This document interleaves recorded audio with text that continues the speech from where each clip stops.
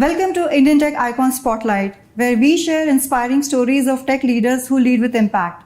I'm Sheetal Acharya, and let's welcome our spotlight today, Mr. Jatin Purohit, who is a senior leader and a resilient force driving high-impact engagements with a global edge. Hi Jatin, welcome to our show, and it's truly an honor to host you today. No, thanks, Sheetal. Looking forward for this chat. Wonderful. So Jatin, let's start from the beginning of your career journey. We would like to know more about your first role till your current role, how it progressed. Well, it's all started back in India. I started my career with one small company. It was a startup in Baroda. So we are like 8 people in the team, and I was the 8th person to join. And I remember in my old days, I was doing a coding. At the same time, I was carrying the screwdriver in my back pocket, because those days it was a big, bulky computers which we need to kind of work on it. So from there, I moved to Mumbai. I joined one of the multinational company, one of the leading Indian multinational company. It was good opportunity, good learning exposure there. Through that organizations, I got the opportunity to move to Denmark. I was there in Copenhagen, managing one of our clients' relationship. And it was truly amazing experience. During that time, I figured out that I am not the more doing coding person. I am more person who can interact with the client and make the things happen for our clients. So since then, I think I kind of moved in a management role. So I spent like 4 years in Copenhagen. So after that, we moved to South Africa. I was leading one of the business unit there for my old organizations. We were in Cape Town for 5 years. Amazing experience. After spending 5 years, we decided to kind of explore some more opportunity, more culture, and that's why we kind of came back in Calgary. So Calgary is where again, with the journey, again learning something new. So now it's almost now 8.5 years in Calgary. After that, I changed a couple of organizations, again to trying to get more exposure, more working knowledge, and understanding different companies' culture. So that's where I am in now. So now I'm with HCLTech. I'm a vice president looking after their Western Canada business and heavy industry business. So looking forward to see how this journey can unfold furthermore for the future. That's a wonderful journey, and thanks for sharing that with us, Jatin. Now, we'd like to know more about your current roles and responsibilities, like how a usual workday looks like for you. Basically, HCLTech is kind of growing their footprint in the local region, and that's where I joined them. So we have set of, we call it as an existing client, and we have certain aspiration. So my day of the life is kind of spending time on where we have the existing business, how we make it happen for the client, whatever the commitment we made, how we can deliver those commitment. And at the same time, working on the strategy with the team in terms of how we can expand the footprint. Because one is the organizations has the hunger to grow. The second is like how we make it happen. So my role is just to make both the things happen together. Every firm which I work in the past and even the current one, they have the best people available. They have the best offerings available. Our client is also very, I would say, very, very welcoming. My role is just to make everything join the dots and make sure that we deliver value to our client and we build the team to deliver those success for the client. Wonderful. Now, you have been like traveling to various different places, and now, like, of course, you're settled in Calgary, but you have experienced that, that global work culture. So how that has overall changed your leadership style, or how you adapted to all these different work cultures? See, again, when I started in India, I was not sure that I will get the opportunity to learn so many culture. But then when I started when I moved to Copenhagen, I was leading the multi-nations team. So at one point of time, I had around 8 or 9 nationality people in my team. And of course, you can imagine you are dealing with a different culture and the different nuances. So that's where I think the kind of my I would say hunger started to learn more and more about the new culture. And that's where I think I got the inspiration to kind of move to different continent and work with the different people on that. So one thing which I would say, which kind of working and which I liked and which I have done differently is to adopt the new culture very easily, adopt the new industry very easily. Did you pick up any local language or any phrase? So only hi, hello, nothing more than that. Sorry. That's good enough. Sorry, see, it's in IT, being in IT, I think that's one thing which is I would say good for the Indian techie, that your major communication is happening in English, Right. back with your team as well as with your client.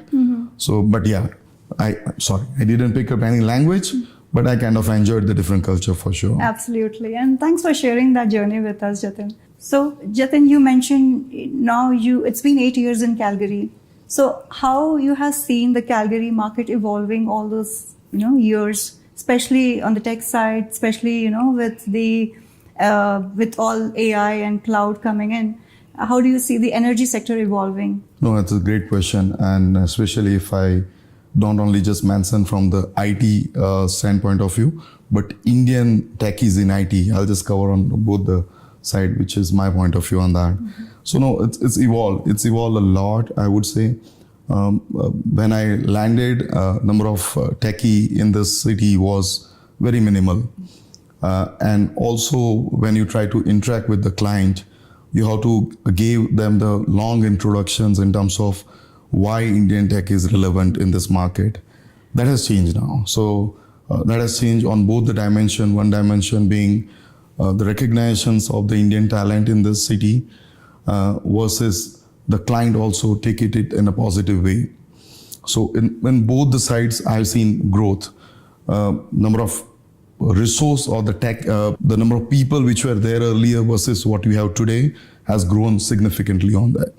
And it is not just growth of the number, it's just growth of how they adopt the new technologies, innovations, and how they can change themselves on it. So it's kind of both evolved very positively, I would say, and I'm thoroughly enjoying on it. So it's not something, I remember 8 years back when I need to introduce what we do, how we do in India. Now that is given. And now we talk about how we can change a business for you and how our larger team can help changing the business for you. So it's a different discussion has kind of evolved a lot. Right. Now, talking about the clients, like when you approach any client during that discussion, when you provide the solution for their pain areas in business, how do you balance out the technology versus the solution aspect? You always have to think about the end result. So why anybody will hire you or your organizations or your team? They have some problem statement. They want to change status quo. So if you understand their problem statement and try to find a solutions around that, is what the success all lies on it. Is like what I am doing for you versus what jointly we will make success for you is a big difference is there. Because I can go and brag about the best certifications my team has, based awards which we won as organizations or my team. That is not going to change the needle. How that experience will carry a change for your organization is what we are trying to bring now. And once you start talking in their language, they will appreciate and they will have a different dialogue altogether. So that's what I'm doing. And so far it's working successfully, I would say. Yeah, and that's a great perspective. Now, Jatin, talking about, again, the industries that you have been into, are there any common challenges that you have seen in implementing like large-scale transformations? Adopting the change is a big challenge. So if I go back in my past experience working for a shipping logistic company to the insurance company to the oil and gas company, everywhere the management want to do something versus the people on the ground has a different aspiration.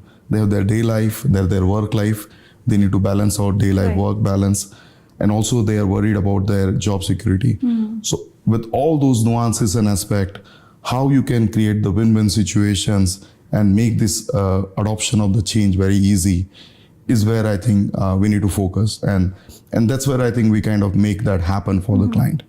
I'll just give one simple example. I remember in one of the big business transformation initiative, we are rolling out tablets to the field worker who is working in a -20, -30, and so they were capturing the data on a paper and sheet. And from paper and sheet, we were just trying to get them on a device to capture the data. It was, if you see on the management side, I think that's fantastic. I'm digitizing and I'm kind of going in the next level on it. But when you go and talk to the operator, he feels saying like, okay, you're taking my job.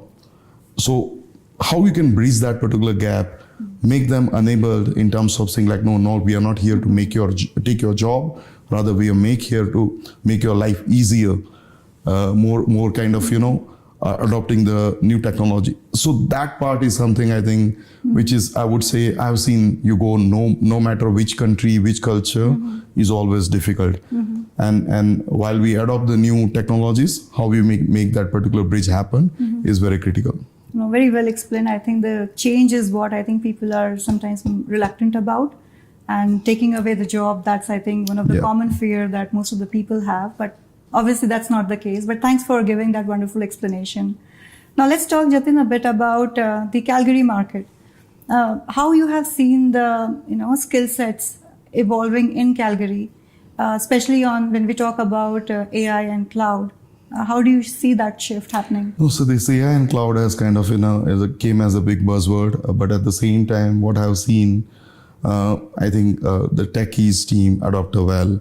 So in my experience, I think what kind of fast learning versus slow learning has a two kind of nuances on it. One is what is your hunger and what is your attitude. So if as a techie person, if you have a positive attitude to learn something for better, I think I've seen the fast adoption on it. And that's what as a leader, what I try to do with my team is just to bring that attitude, saying like, okay, this change is better for you. And once you go on that dimensions, I think change become very easier. Especially in the Calgary market, I remember, so we had the kind of local talent. Many a time, again, Alberta is the economy where you have many people who moved out from the different provinces, different cities to make Calgary as home, like I'm one of them. So what I've seen is like, I think that is kind of emerging big time. And with that, people also adopting the change, the technology wise, and make it for tomorrow is happening very big time. So if I just want to kind of quote me, in my early days, I remember I managed to kind of bring almost 100 plus families in the city. Now, again, a proud moment for me personally, because yes, I had like team size of 7, 8, and now all of a sudden I have the team size of total 400 to manage across the globe. And out of that 100 plus team in Calgary, and out of that 100, you can think about the families which is kind of coming through and they're making their life different. And not only they just came and adopted the Calgary culture or Calgary market, they also adopted the change which comes along with it. So you had the pre-COVID era, you had the COVID era, and you have the post-COVID era. You have the AI, ML, agentic AI, and the things are changing a big time on it. So on both the sides, how you adopt the culture, how you adopt the technology, I have seen that is in a fast pace. Again, the key mantra here is how you become a kind of a hunger in yourself, and also how you can kind of get that edge in terms of I want to do something new, something different for the positivity. Yeah, hunger to learn, I think that's very important. And thank you for sharing that perspective, Jatin. So Jatin, talking about teams, with this, high-paced work environment where you have like a lot of projects to deliver, how important it is to keep the team members always motivated? No, first of all, having a right team is all about getting success, because if you don't have the right team, I think success is kind of, you have to work hard for the success. Right. So to building the right team is something I have done throughout my career, and I would say I'm a little proud for that, because when I see my team or my leads, which is now doing great in their respective job roles, when I kind of see them and see that success, I feel very proud on it. The whole motivation is in terms of how you become a role model for them. If you have some production problem, or if you have new technology delivery need to be delivered in a shorter time, or learn something new, if I don't become a role model for them, they don't have any motivation. So that's where I think I kind of try to adopt the change, not kind of would take a big resistance, rather change is always positive. With that attitude, I kind of work very closely with my team to make that happen for them also.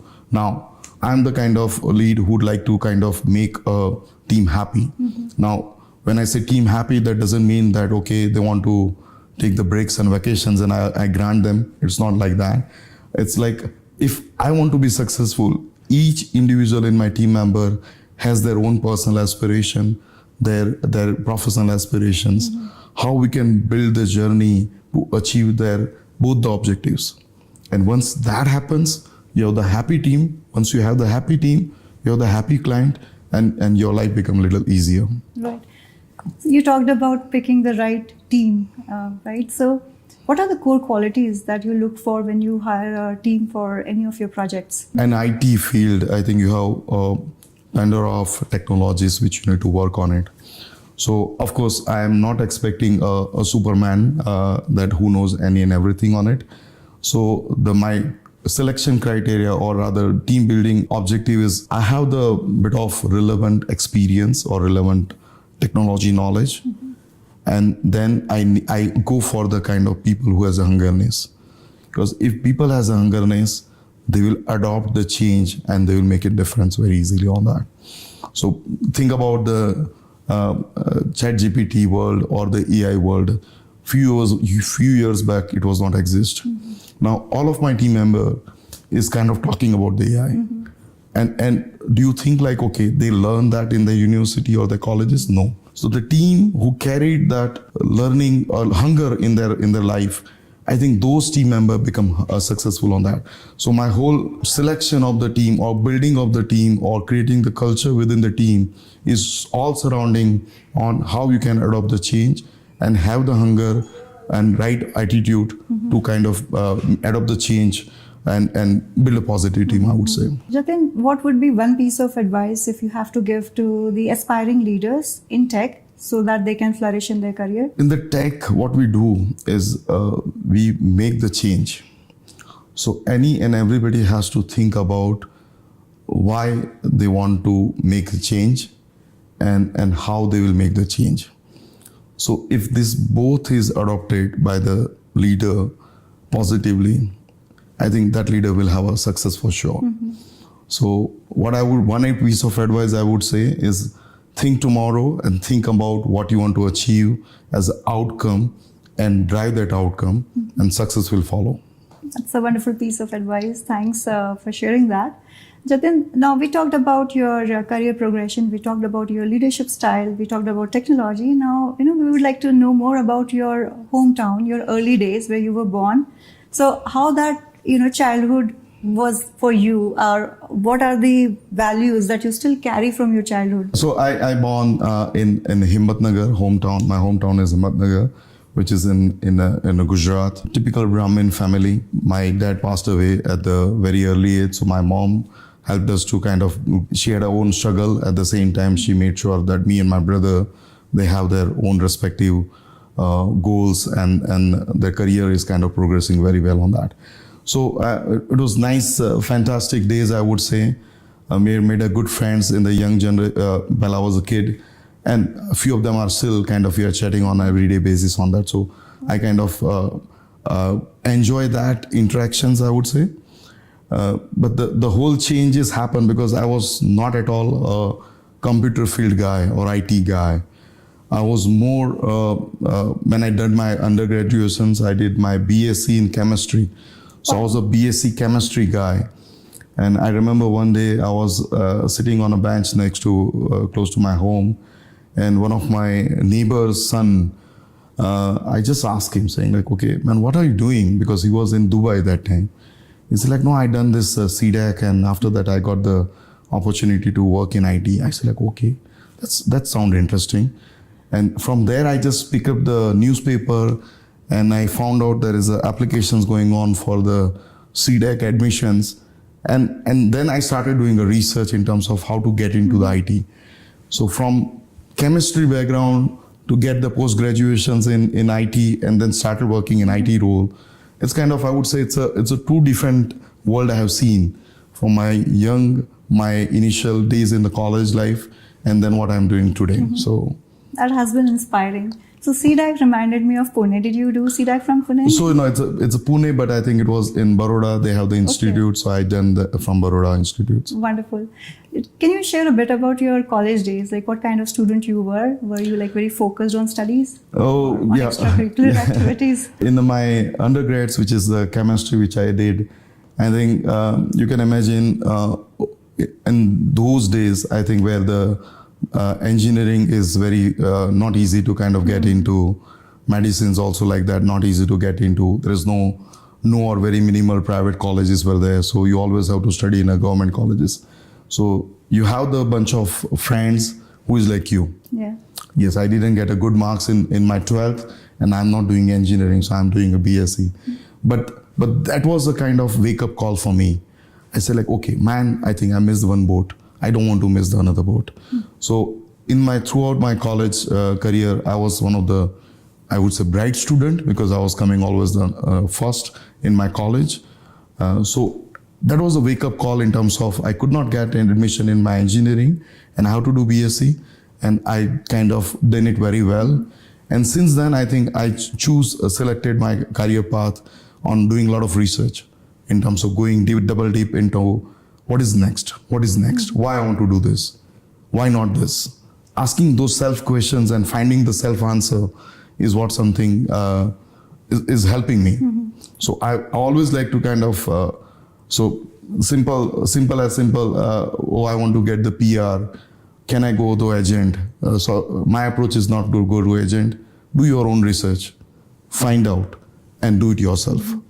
So this is kind of, I have started adopting that way of change in my life after my college days. So like being curious and, always self-exploring, that helped. That's wonderful. Now, do you had any like kind of mentors or friends, whom you remember, who have guided you somewhere in your career? No, so of course, friends are many. So you have one is a professional friend, second is a personal friend. So professional friends, when I started my first career back in Baroda, I had those friends still. They are my friend. I do talk to them very often. They gave me that go get positive attitude is what something I got from them. Since then, I think I didn't created what I would say the one mentor approach. I always try to explore more and more new and new. So in each phase of my career, when I was in Mumbai, when I was in Copenhagen, when I was in Denmark, when I was here, I have the different mentors and I followed them. But after a while, I choose my own path in terms of, yes, I learn, I kind of get the inspirations from them, but now what is good for me? Let me decide by myself on that. It has been truly inspiring. So, Jatin, let's now talk a bit about your family. Who all are the key members in your family? No, family. So, my wife and I have two daughters. My elder one, she's now a university student. So, she's in a UBC Okanagan campus. She's doing nursing. My younger one, she's in high school. She's in grade 10. Now she will be in grade 11 very soon. And of course, my wonderful wife. My wife is, and this whole my family is a bit of inspiration because they help me in my journey. They allow me to kind of flourish myself and do what I want to do it. And they were truly inspiration for me. Absolutely. So I did get a chance to meet your lovely wife, and I know she's also working. So how do you both like kind of take out time for your family bonding activities with your kids? What are the weekend rituals that you both usually follow? No, I think so wife is kind of is a big pillar for me. When my kids were younger, I think she decided to stay at home, to kind of take care of the kids. The kids reach to the age where now she can do something she like to do, and that's where now she's working in pharmacy. So I think that's big inspirations which my wife carry and support me and back me on that. So, given the demanding role, Jatin, you have, how do you strike out the balance between work and your family life? See, one thing is I have the very great team. So when you have the great team, I think that allow you to kind of, do the work-life balance very easily. So in my early life, I was today also I'm a workaholic guy. I'm always 24/7 I'm on, but that doesn't mean that I don't focus on my family. Mm-hmm. So it's kind of, I don't do 8 to 5 jobs. So it's not something like, okay, 5 o'clock I shut down my laptop and now it's time for family. Rather, during that 8 to 5 also, it's a family time. Mm-hmm. After also, it's a family time and work life. So it's a blended all very nicely. Family has helped us me to kind of work out on that way very easily. I have my own kind of bit of what I would say hobbies to follow. So I'm a Guju guy. Being a Guju guy, you always think about a business. Yeah. So while I take my job as a business in terms of how I can grow my organization's footprint and the growth here, at the same time, I also think in terms of what I can do tomorrow different, what I can do in my second phase of life, a different, not IT, what else. So I kind of spend a lot of time analyzing and following the different industry. What I would say last couple of years, I'm very big time focusing on the real estate market. So it's again a different hobbies which I follow on that. My big hobby is also to follow the politics. So I love following politics and I have my own point of view. Many a time people don't like it, but I have that point of view. So I kind of balance out work, blending that with the life, having a happy family, and also follow some of your tomorrow's plan objectives. Absolutely. And about politics, we can talk offline. Sure. But thank you so much, Jatin. I think you have shared all your the inspiring journey. It has been like truly inspiring for those who are listening to you, listening to the show. And thanks for sharing your wonderful family life with us. And I know we are almost nearing the end of our conversation. And at the end, we have a round called as the rapid fire round. Sure. Where I'll be asking you some questions and I would be expecting some quick answers from you. Oh, sure. I'm You happy ready? for it. Yeah. Okay, so let's get started. So your first question. Okay. Canada, South Africa, Denmark, India. Which place challenged your leadership style the most? All. All. Everywhere is a different thing. So it's all. None of them are easy to go. Okay, taken. Ever closed a deal over a cup of chai or coffee? This is a myth. There is nothing called chai and coffee will make you the deal. But chai and coffee make you a relationship which can drive towards success and closing the deal for you. Lovely answer. Next question. Innovation in one word. Change adoption. Very nice. Next question. If you could swap jobs with anyone for a day, who would it be? Politician. That's your favorite area. One day I will be politician. I don't know when, but yeah. Wish you good luck and success with that. Thank you. Sure. Now, another one. Is circling back just corporate for I haven't done it yet? Many things I have not done. I think so. It's like, see, the world is very vast and there is various things to achieve. And in my belief is like in your one life, you're not able to do that. So I think there are many rules, which is something which I kind of not done. If given the chance, I'm happy to do it. So one thing which I want to quote here is I'll always be on a consulting side. So I'm providing service to the client. What I have not done so far is being a client. So if tomorrow I have the opportunity, I'm happy to be a client and see that world as well. The other side. Other side, yes. And the grass is always greener on the other side. I know that it is not green, but it's still get the experience. Okay, that's nice. Now, the next question. If you could instantly master any skill, what would it be? Instantly master. There's nothing like instantly master, but cooking.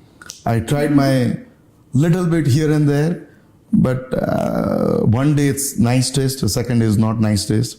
So yeah, I think cooking. So my wife is very happy, my kids are happy that That daddy is you- cooking for them. Oh wow. Otherwise, you can try those instant noodles. Yeah, that could be some I hate instant that. cooking. I hate that. So, but at the same time, cooking takes time. So, both is not kind of, it's hard to find both of them. Absolutely. And your last question, what's one thing on your bucket list? I've seen the 3 continents now, including India. I think 4 continents on there. There are a few more continents still there to go and stay there. So it's not just visit. I stayed like 4 years, 5 years, now 8 years. And India is, of course, I born and kind of bring up on there. So if given a chance, I want to go and stay in each continent for longer durations to learn their culture. That's wonderful, and you really played well. Thank you so much, Jatin, for taking out time for our show, and your story has been truly inspiring, and we wish you continued success and, keep rocking, keep, leaving that great impact. And thanks once again for being on our show. Well, thanks for your time. It was wonderful chatting with you. Same here. Thank you.